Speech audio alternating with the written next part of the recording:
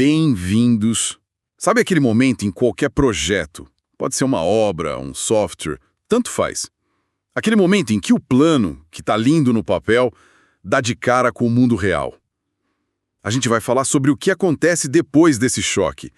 O foco aqui não é o plano original, mas o processo de replanejamento.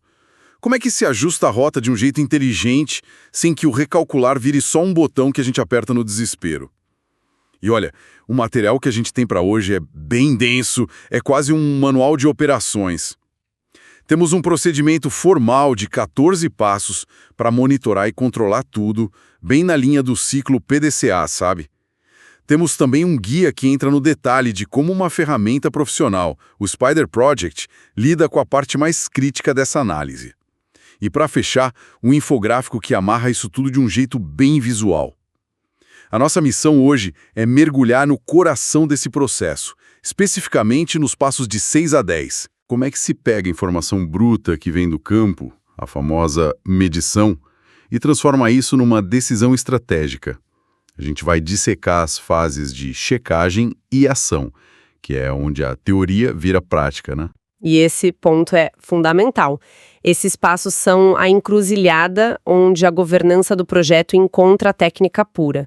É o que impede que o ato de recalcular o cronograma se torne um exercício matemático vazio, totalmente desconectado da capacidade real de execução.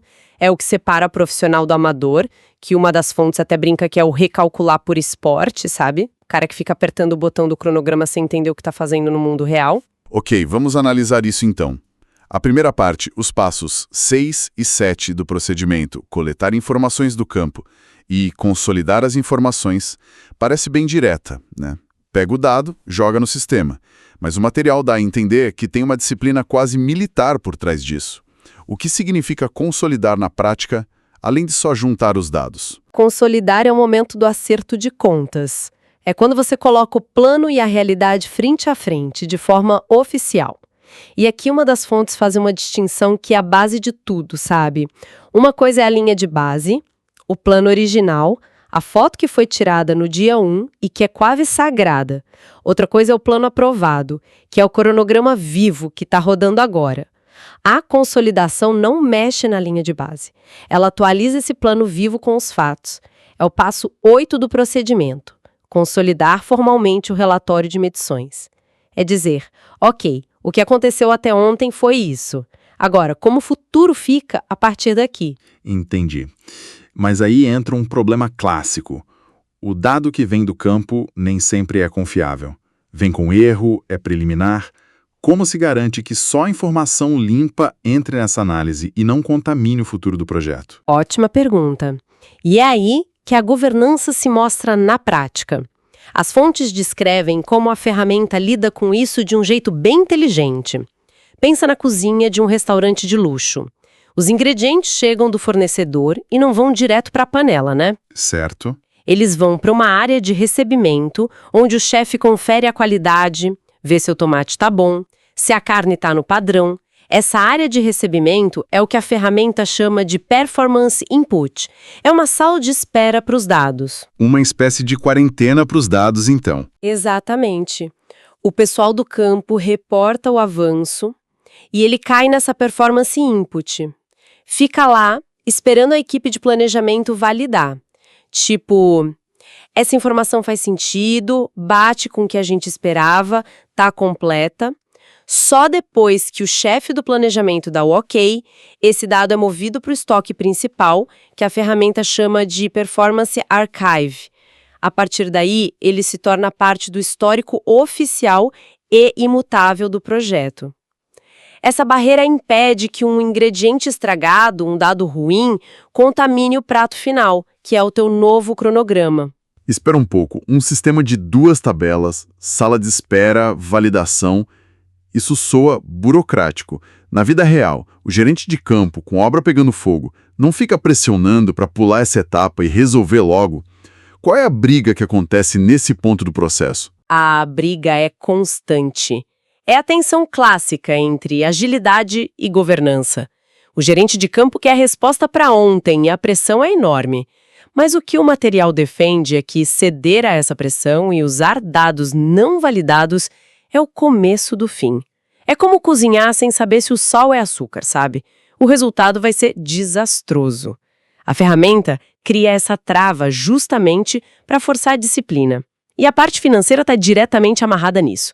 Tem uma terceira tabela, a Actual Material Costs, que calcula os custos reais. O fascinante é que ela só pode ler os dados da Performance Archive. Ah, então a conta do restaurante só é paga com base no que o chefe validou e colocou no estoque principal. Faz sentido. Perfeito. Se o Performance Archive diz que foram consumidos 4.000 litros de diesel, é esse número que vai para o custo. Não tem como o financeiro ser contaminado por um dado preliminar ou um chute do campo. Isso cria uma rastreabilidade absurda entre o que foi executado fisicamente e o que foi gasto. Falando em rastreabilidade e as versões do plano. Como garantir que a análise está sendo feita na versão correta e que o pessoal do campo está com o mesmo documento? Quem já viveu o projeto sabe a confusão que é ter várias versões do cronograma circulando por aí. Pois é. O material descreve um sistema de versionamento que eu achei bem radical, mas eficaz. Quando o planejador emite uma nova versão do plano, a ferramenta usa uma função chamada Distribute as Documents. Ela carimba um número de versão sequencial, 001, 002, 003, e esse número nunca mais pode ser reutilizado. A fonte é explícita. Mesmo que você delete o arquivo da versão 2, o sistema não vai reaproveitar esse número. A próxima versão será a 3. Uma versão emitida é uma versão consumida, é um caminho sem volta. Isso acaba com a ambiguidade e, para uma auditoria, é ouro. Você tem um registro inviolável. Ok, então temos essa fortaleza de dados confiáveis. É uma base sólida. Mas um monte de dados parados não resolve o atraso no cronograma. Como a gente coloca esse motor para girar e, de fato, recalcular a rota? O infográfico mostra os próximos passos. Recalcular o cronograma, apresentar indicadores e identificar criticidade. Exato. Agora a gente entra no cérebro da operação, os passos 9 e 10 do procedimento. E as fontes mostram que esse recálculo é feito em 2 etapas, com propósitos muito diferentes. A primeira etapa é uma checagem que o material chama de didática. Ela usa o método mais conhecido de todos, o método do caminho crítico, ou CPM. Didática. Por quê? Parece um termo meio estranho para uma análise de engenharia. Porque o objetivo dela é ensinar, é diagnosticar. O CPM é um otimista incorrigível, sabe? Ele recalcula o cronograma olhando apenas para a sequência lógica das tarefas, a receita do bolo. Ele ignora completamente as restrições do mundo real, como eu só tenho um forno ou só tenho 2 cozinheiros. Ele responde à pergunta: se eu tivesse recursos infinitos, o que a lógica do meu projeto me diria? Então é basicamente um cronograma do mundo da fantasia? Qual a utilidade disso na prática? A utilidade é exatamente ser um diagnóstico puro. Ao ignorar as restrições de recursos, ele te mostra de forma crua se a própria receita do bolo quebrou em algum lugar. Com os dados reais que você inseriu, será que uma atividade que não começou já bloqueou toda uma frente de trabalho futura, independentemente de você ter gente ou máquina para fazer? O CPM acende essa luz vermelha. Mas, e esse é o grande alerta do material, ele é totalmente insuficiente para te dar um plano executável. Viver só no mundo do CPM é a receita para o fracasso. Certo. É uma verificação da lógica antes de encarar a realidade. Então, qual é o banho de realidade? Qual é o evento principal? O evento principal é a segunda etapa, o verdadeiro passo 10. O recálculo com restrição de recursos que tem a sigla RCSPS. Se o CPM te mostra o cronograma possível, o RCSPS te mostra o cronograma executável. Ele pega a mesma lógica do CPM, mas adiciona as restrições da vida real. Ele te dá um banho de realidade e diz: ok, legal sua lógica, mas você só tem uma escavadeira e 2 equipes. Com o que você tem na mão, é isso que dá para fazer. É aqui que o pano sai da utopia e pisa no chão da fábrica. E na prática, o que esse cálculo do mundo real faz que o outro não faz? Quais são as alavancas que ele usa? Aí tem recursos que o CPM nem sonha em ter. Por exemplo, a execução contínua mínima. Você pode dizer para o sistema, olha, essa tarefa de concretagem não pode ser picotada. Se começar, precisa durar no mínimo 4 horas seguidas. O sistema vai se virar para garantir isso. Outro recurso é o desabilitar interrupções, que forçam uma atividade a continuar sem pausas até o fim. Entendi a vantagem de evitar o que você chamou de cronograma picotado, mas essa rigidez toda não pode ser um tiro no pé. Se o sistema força uma atividade a continuar, ele não perde a flexibilidade para lidar com uma emergência em outra frente de trabalho? É o trade-off clássico: eficiência versus flexibilidade. O planejador precisa decidir o que é mais crítico, né? Em algumas tarefas, a interrupção custa tão caro que vale a pena travar o recurso nela. Em outras, não. A ferramenta te dá o controle. Mas tem mais 2 coisas que são muito poderosas. Uma é a opção minimizar atividades paralelas. Peraí, minimizar o trabalho paralelo? Se o projeto está atrasado, o instinto não é justamente abrir o máximo de frentes de trabalho possível para correr atrás do prejuízo? Isso parece contraintuitivo. Parece, né? Mas pensa no caos logístico. Abrir 15 frentes de trabalho ao mesmo tempo pode significar dispersar suas melhores equipes, criar gargalos de material, ter gente esperando por equipamento. Às vezes é mais rápido e eficiente focar em 5 frentes, terminá-las e depois passar para as próximas 5. Essa opção orienta o algoritmo a buscar um plano mais organizado, com menos caos. Mas a funcionalidade que, para mim, é a virada de chave é a chamada criar dependências de recursos. O que isso faz? Aqui a coisa fica fascinante. O sistema pode criar sozinho novas ligações entre tarefas que não existem no plano de engenharia. Imagina que você tem 2 atividades, cavar a fundação A e abrir a vala B. No projeto, elas não têm nada a ver uma com a outra, poderiam acontecer a qualquer momento, mas ambas precisam da mesma e única escavadeira. O sistema percebe isso e cria uma dependência entre elas, como se fosse uma fila pela escavadeira. Então quer dizer que o próprio programa pode criar uma dependência que não estava no projeto original, só porque 2 tarefas precisam da mesma máquina? E isso é incrível, porque a culpa do atraso nesse caso não é de ninguém, não é um erro de lógica, é puramente uma restrição de capacidade. É isso mesmo. E é por isso que muitas vezes o cronograma atrasa e ninguém entende por quê. A lógica de engenharia está perfeita, mas a capacidade produtiva, a fila pelos recursos não foi modelada. O RCP-SP faz isso. Ele expõe o verdadeiro gargalo do projeto, que muitas vezes não é técnico, é de capacidade. Uau! Cada dia de atraso, cada mudança na alocação de recursos, tudo isso tem que bater no bolso em algum momento. Como essa nova realidade do cronograma é traduzida em termos financeiros? O material mostra que a análise financeira é feita em 3 camadas, como se fossem 3 lentes diferentes para olhar o mesmo problema. Imagina que você está replanejando uma viagem que deu errado. A primeira camada, a primary, é a lente operacional. Ela te diz: com essa mudança de rota, você vai gastar mais R$200 em gasolina e 50 em pedágio. É um impacto direto no bolso. Ok, o custo direto. E as outras 2 lentes? A segunda camada é a Investment Analysis, a lente estratégica. Ela faz uma pergunta mais ampla. Essa viagem ainda vale a pena? Ela usa métricas como o VPL, o valor presente líquido, para avaliar se o projeto como um todo ainda faz sentido economicamente. A fonte diz que isso é mais para dar um contexto para a alta gestão, sabe?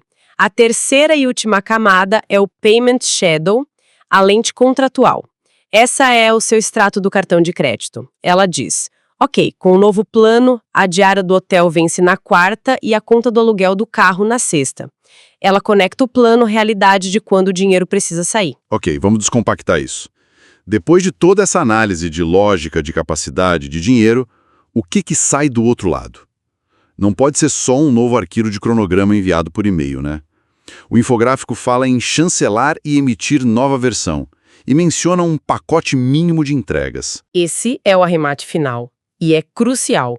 O processo só termina com uma aprovação formal. A saída não é um arquivo, é um pacote de comunicação.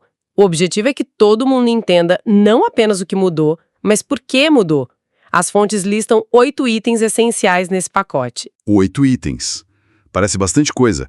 Qual você diria que é o item mais importante desse pacote?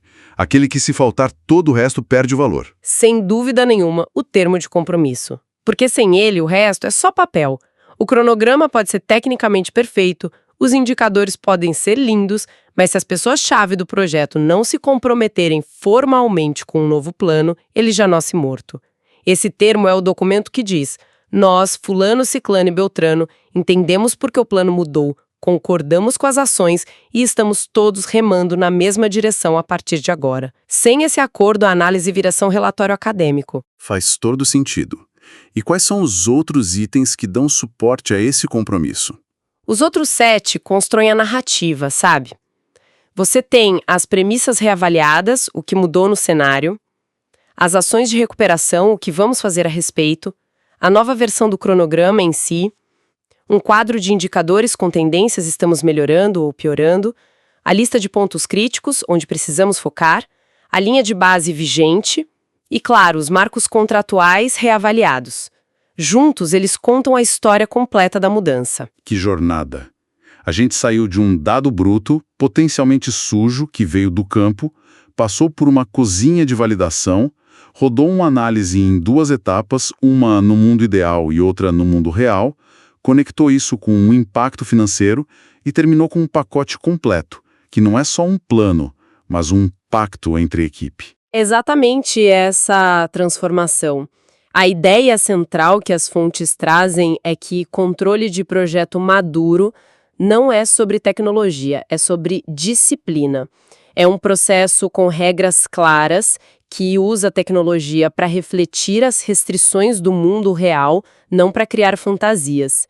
E a distinção que a gente fez entre um diagnóstico lógico, o CPM, e um plano executável, o RCP-SP, é essência para gerar previsibilidade e confiança. E isso me deixa com um pensamento final para quem está nos ouvindo. As fontes batem muito na tecla do termo de compromisso para formalizar a causa, o efeito e o ajuste de cada mudança. Isso me faz pensar, no nosso dia a dia, quantas vezes as análises brilhantes que a gente faz terminam em um compromisso de ação claro e documentado, ou elas viram só mais um relatório que alguém lê e arquiva. Por mais sofisticada que seja uma análise, qual o valor real dela se não terminar com as pessoas olhando umas para as outras e dizendo, ok, estamos juntos nisso. Vamos fazer acontecer.